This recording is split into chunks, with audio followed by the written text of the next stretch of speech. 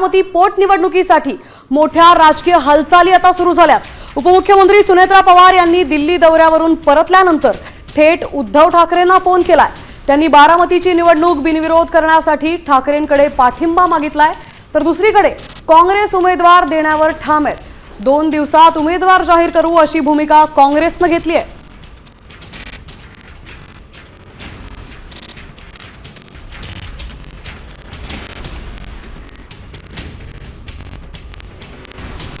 दरम्यान बारामतीच्या पोटनिवडणुकीत उमेदवार देऊ नका अशी भूमिका ठाकरे सेनेतील वरिष्ठ नेत्यांची असल्याचं कळतंय।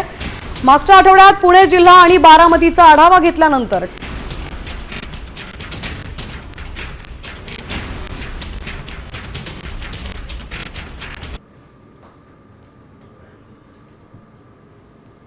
शिवसेना पक्षप्रमुख उद्धव ठाकरे यांच्याशी दूरध्वनीवरती चर्चा केली। अर्थात बारामती पोट निवडणुकीविषयी ती चर्चा केलेली आहे की स्वतः काँग्रेस पक्ष उद्धवजीशी चर्चा केली। हे सगळे विषय चर्चेतूनच त्याचे निर्णय होत असतात। महाविकास आघाडी असेल किंवा समोर निवडणूक असेल, मग राहुरीची असेल, हे सगळे निर्णय शेवटी आघाडी म्हणून एकत्र चर्चा झाल्यावरच, एकमेकांशी बोलल्यावरच त्यातून निकाल बाहेर येतो।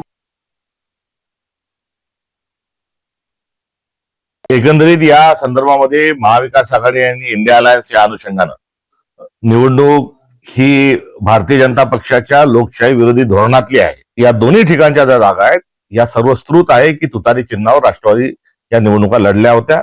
ते लढत नसतील तर काँग्रेस त्या ठिकाणी लढण्याकरता तयार आहे अशी सविनय भूमिका ही काँग्रेस पक्षाची होती आहे। आणि या भूमिकेच्या अनुषंगानं आम्ही या संदर्भामध्ये राष्ट्रवादी शरदचंद्र पवार गटाचे जे प्रदेशाध्यक्ष शिंदे साहेब यांच्याशी ही आमची